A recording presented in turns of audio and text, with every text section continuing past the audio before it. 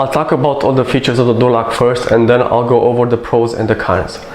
These lock features: a sleek design by a famous designer, a waterproof alloy front pane, a backup mechanical key, an interior side LCD, and it supports up to 100 users.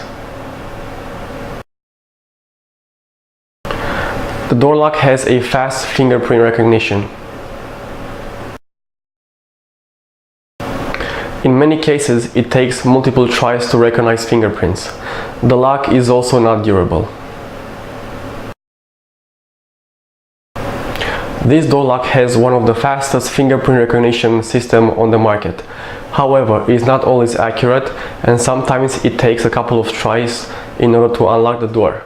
Also, it's not made with high quality components, and it would break after a couple of months. I recommend the Samsung P718 instead. This is more durable, reliable, and it comes with a lot of other security features.